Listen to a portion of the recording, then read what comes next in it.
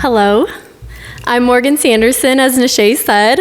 I just want to thank Nishay and on behalf of the whole Trine PA program for welcoming me back. Nishay reached out to me about a month or so ago asking if I would speak at this event, and it was honestly a no-brainer. Back in 2021, actually, I was a part of the first Toast to Trine. Sometimes it feels like it's been a couple months ago, other times it feels like 10 years have passed. But it's really special to me to see that this has become such an annual thing, such a big thing full of pre-PA students, current students, preceptors, families, and friends.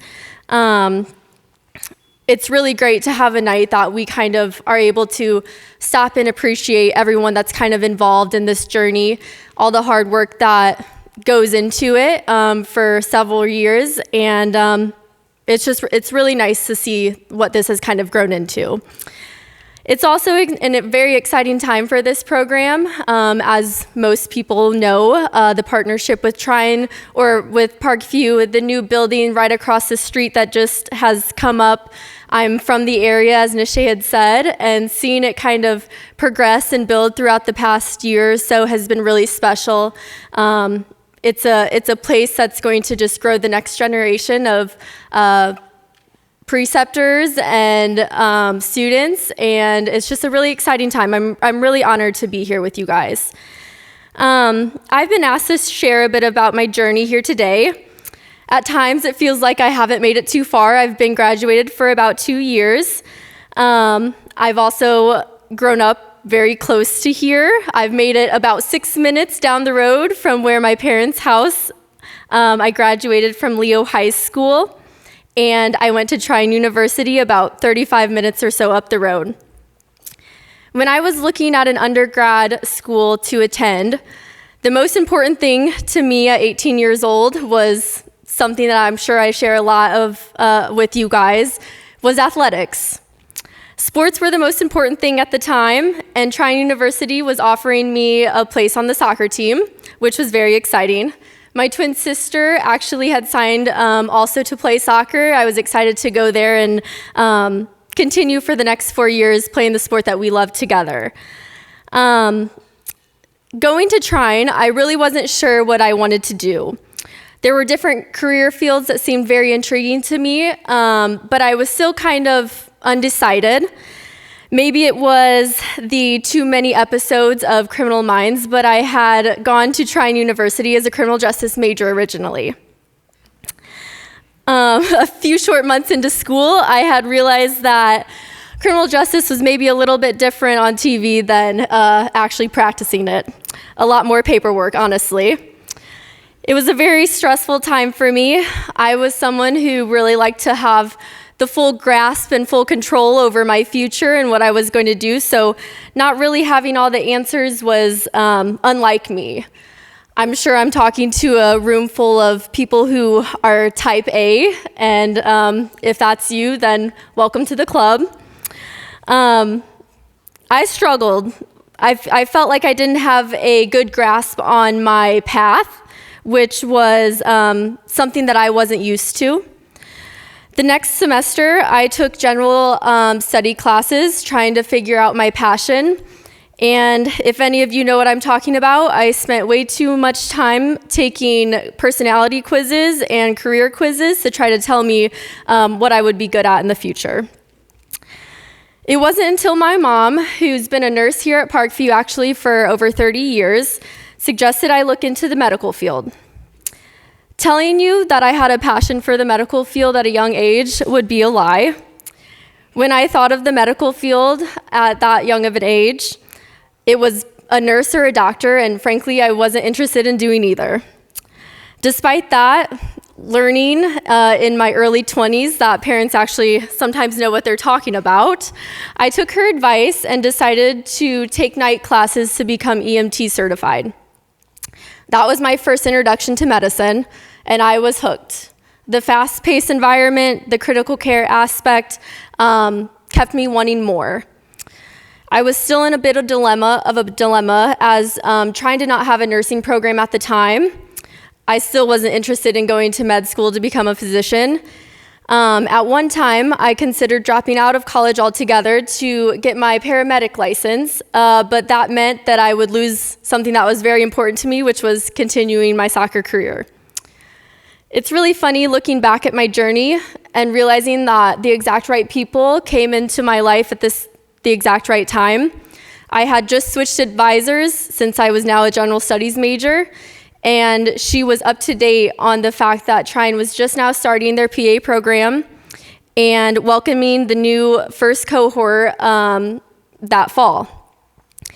That was honestly the first time I learned what a PA was, which is crazy to think about. Just 3.5, 4 years later, here I am. I took all the right classes. I started working nights here actually at Parkview as a patient care tech to gain experience and get patient care hours, which is something that most of us had to do to get into school. Now, as many of you in this room, I was ready to exceed and excel in every aspect of becoming a PA. I finally felt that I had my plan, a clear path to my future. I did well in college classes. I was college captain of my soccer team. I gained a ton of experience working in a hospital and getting my EMT license. You could say I felt at times invincible.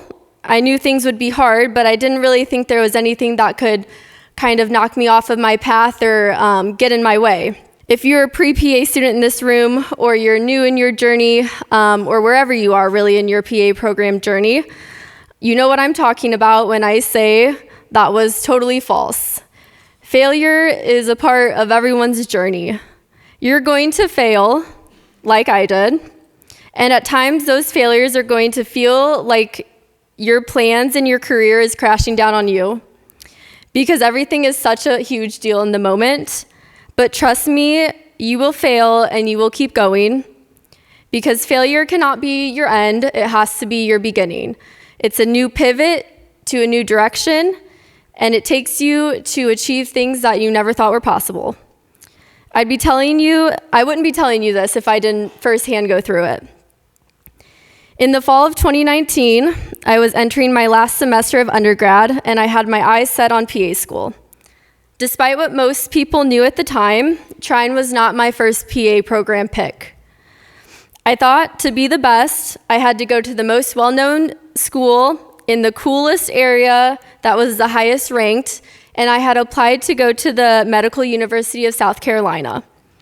I got an interview there, and my mother and I flew out the day before the interview. If you've been through the interview process, you're probably laughing with me, but not only normally things don't go as planned, but for the most part, you're just hoping that things don't go terribly wrong. And if you've made it through your interviewing process and that wasn't your experience, then you've done way better than I have at that point. Failure number 1. The day before my interview, like I said, my mom and I flew to South Carolina.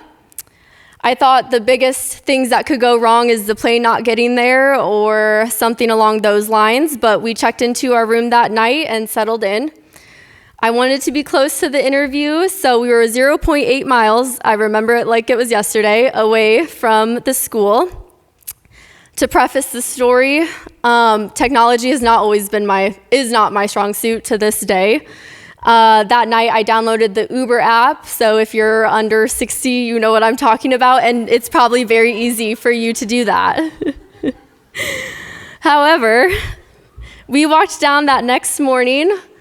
Bad decision number 2, I was dressed in a dress and heels. And if you've ever been to South Carolina in late summer, you know that it's pouring rain and 1,000% humidity. It doesn't take much imagination to figure out what I had done. I never ordered the Uber. I screenshotted a car that I never confirmed. Minutes ticked by, and as I got on the app and realized what had happened, I tried to fix it without tipping off my mom that I had made a huge mistake. I remember her turning to me a couple minutes after the car was supposed to arrive and said, "They probably just had to stop for gas, don't worry." I had to tell her that not only did I mess up and never order a car, but now there would not be a car to take me in time. Desperation took over, and my mom, who's in her pajamas at the time, and me in dress and heels, found an umbrella from someone, and we took off on the 0.8 miles to the school.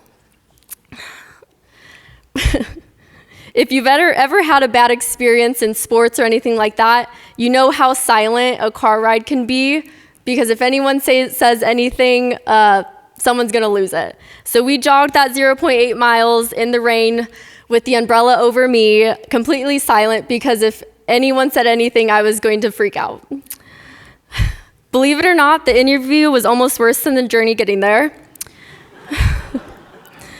I'm pretty sure I was assigned a number and referred to that all day. Long story short, I was waitlisted for that program, and I never heard back from them. Thankfully, a couple months later, I had an interview at Trine University. Luckily for me, the interview was in town, which meant I did not have to worry about ordering Uber. I could use my own car.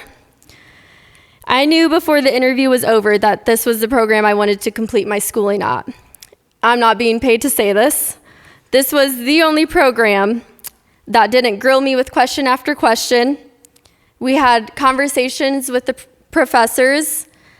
I left feeling like they knew me and I knew them, and I was hoping so much that they would pick me because I felt like I had chosen them at the time. I felt very blessed with my decision to go to Trine University as an undergrad student, and this felt like an extension of that. The professors, a lot of who are here tonight, were passionate and eager about the new program and the success of their students. This was a university and a program that I believed in and I wanted to represent, and luckily they wanted me to.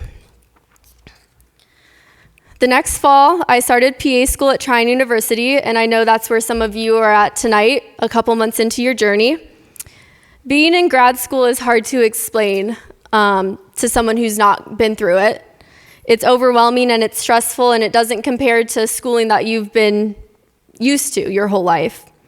If you're a family member of students in the room tonight, just know that your support and understanding means so much to them. Throughout didactic year, I actually performed pretty well on exams. I could cram with the best of them. I was feeling pretty good. Over a year in, and clinical year was on the horizon. The only thing standing between me and winter break was our first practice board exam. Failure number 2.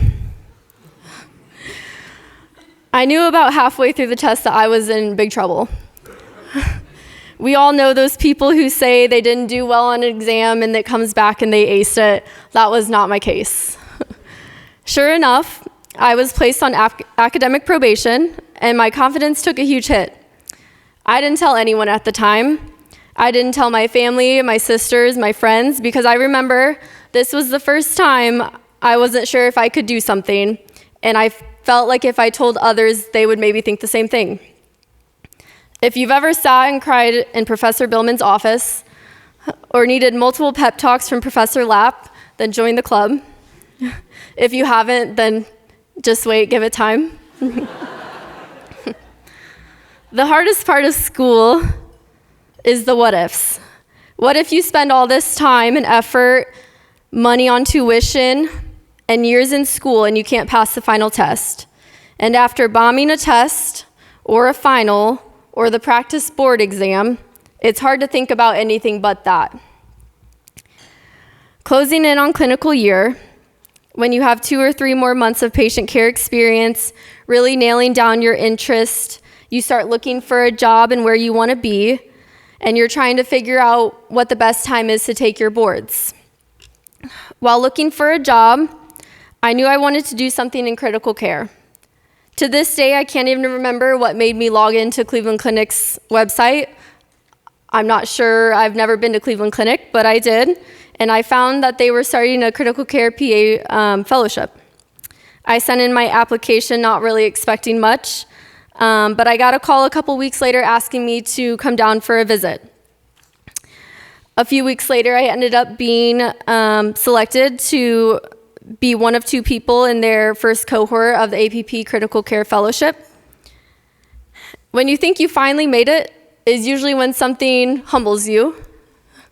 I had just started the 10-month fellowship program in January of 2023 and completed a 2-week boot camp prior to being on service. They asked us when we started what we wanted to be really good at, what was important to us. And like any super cool ICU PA at the time, I said I want to be great at procedures. Failure number 3. When you start somewhere new, you can really be anything you want to be. In my case, I didn't really get to pick. I was the girl who passed out day 1, procedure 1, taking the whole sterile field with me. The only thing harder than doing something like that is coming back from it. It took many weeks and the support of really great teachers for me to regain my confidence.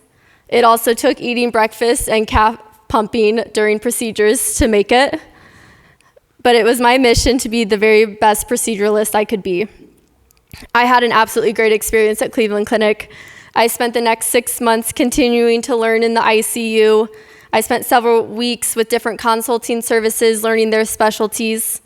I had designated OR time, allowing me to practice even more procedures, intubations, arterial lines, central lines. I had 6 months of learning and asking questions and practicing. Those 6 months were followed by 4 months of an independent internship. I took patients on my own. I was able to practice on my own, all while having this full support and resources of being in the fellowship. I learned so much during those 10 months, but one of the main things I learned is to be okay not knowing it all. It's impossible to know it all. There will always be something to learn, and if you think that you've gotten proficient at everything, that probably means you're too comfortable. If you're scared to be slower than everyone else, you will be. You're just starting. Give yourself grace because you've never done this before. Continue to be open to learning each and every day. As you can see, no one's journey really goes exactly to plan. Mine certainly did not. Sometimes it's hard to see when you're in the trenches, but you find out after the fact that it actually turns out way better than you could have hoped for. For most of us, PA school will be the hardest thing that you've ever had to do. Friends and family realize that you're under an enormous amount of stress. It's at times hard to enjoy life or even feel like your life can start until after you take that final test. With that being said, I'd like to take the last couple minutes to talk to the future and current students of the Trine PA program. I'm told there's some pre-PA students that haven't yet joined the program. Others of you are at different parts of your journey. Some just starting didactic, others getting ready to go into clinical, and maybe some that are getting ready to practice in a couple months.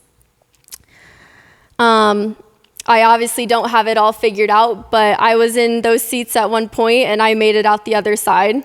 So as I started writing my speech, I asked myself maybe what did I need to hear back at that time to help. You are entering not only a grueling 2.5 years of school, but you've decided to pursue a career in medicine. It's one of the most rewarding yet demanding career fields. And as you can see from my journey, and most of you already know, it will not always go smoothly. And if you allow them, your day-to-day emotions will take you on a very long up and down roller coaster ride. My advice to you during that time is to find your why. Why are you doing this? For some, you were born to be in medicine. Others have families that you want to provide for. Some want a better life for themselves. And some have a passion to serve. When you figure out your why, that one bad test grade doesn't define you. That one bad patient interaction doesn't define you. And being placed on academic probation halfway through schooling does not define you. Realizing your why enables you to stay grounded in the good and grounded in the bad.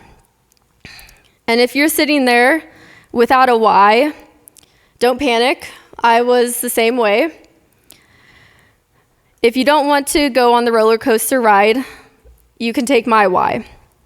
And after schooling and a 1.5 years into my practice, my why is that people are still worth it. Your future patients are worth it. There's a future patient out there that needs you, a life out there that has yet to be changed by you. It might be 1 year into your career, it might be 10 years into your career, but someone's life is going to be changed because of you. And you don't have to work in the ICU running codes or doing procedures for that to be a fact. And it actually probably happens way more frequently in other settings, like in urgent care, where someone doesn't often seek medical advice, a pediatrics office listening to new parents with concerns, or a hospice provider giving dignity to someone in their final days. And when you think about it that way, the big deals aren't really so big at the time. They actually become so minute that with time, you honestly won't even remember them. Others of you here in this room have made it halfway. Clinical year is an exciting time to look forward to. You finally get to put the knowledge and skills you've learned to work. There'll be days where you think there is more you don't know than you do, and you'll be right. If you're anything like me, the first time you look in a baby's ears to look for a ear infection, you will have no idea what you're looking at. My advice to you is gain perspective. You get to do this. You get to work and learn from professors and preceptors who have agreed to teach you in the next generation of practitioners. Some have been in practice for a few years, others have been in practice for 30 years, and you can learn something from each and every one of them. The way you practice in the future will be bits and pieces that you take from each and every person along your journey. Embrace the hardships and the tough rotations because you will be better because of it.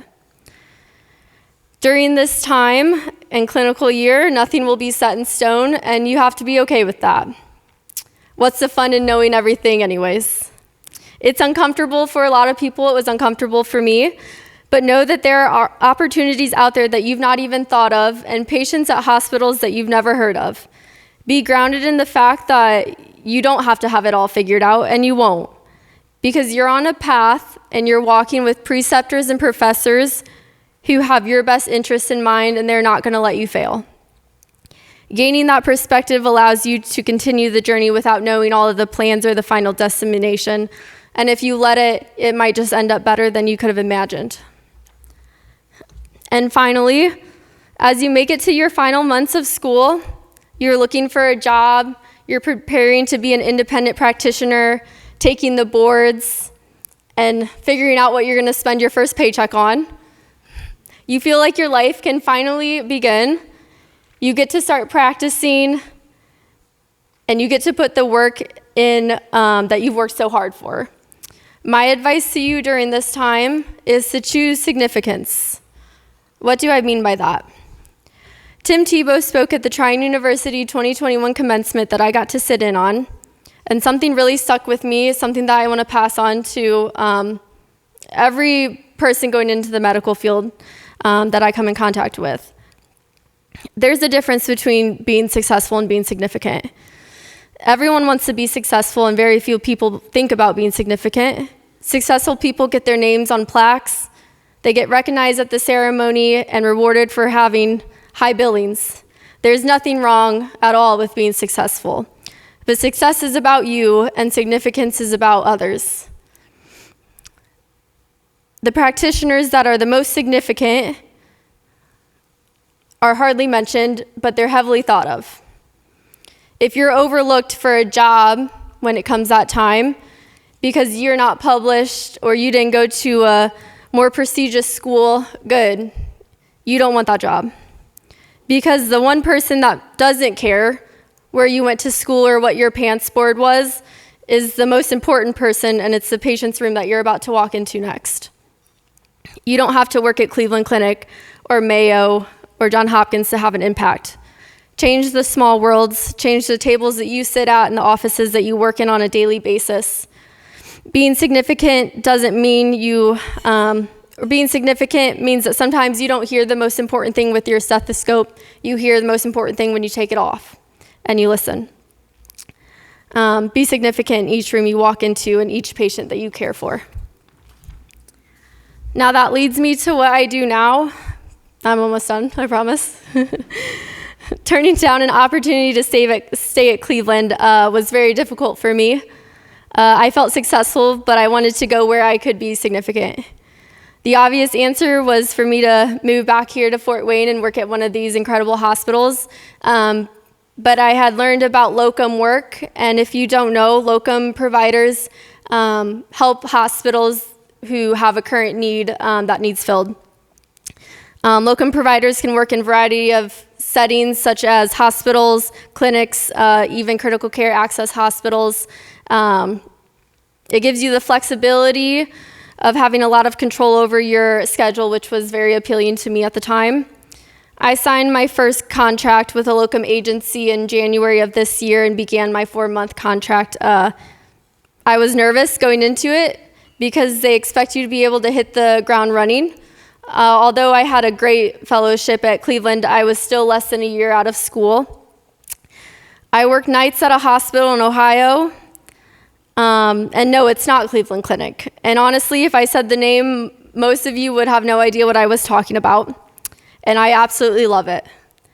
Because each night is so different, but each night our number one priority is taking care of people. And that's why we joined the medical field in the first place. I just recently re-signed with this hospital for my 3rd time and will be with them through the end of June 2025. And come June, what's my plan? I have no idea. And that's exciting.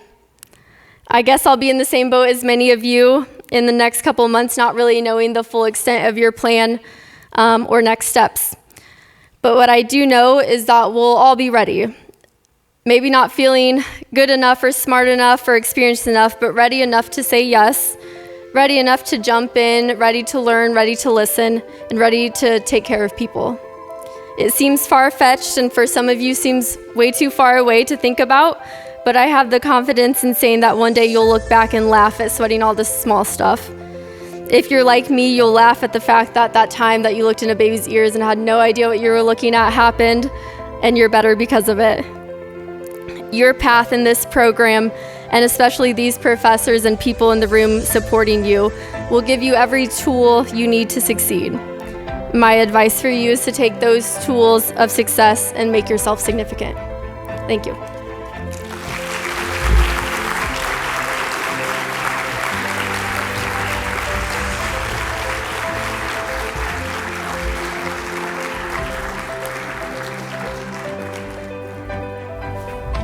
We just really want to thank Morgan for taking time out of her busy day to come speak about that wonderful speech. So we have a little gift for her. So please, again, give her a round of applause for coming here and for inspiring all of us.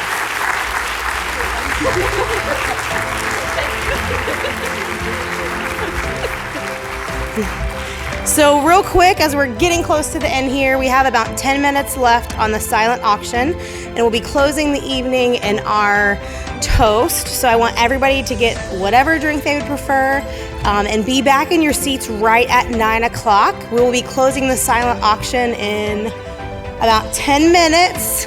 So please get your last bids in, and then we will be closing. And so just everybody can have their drink, and we'll get this going.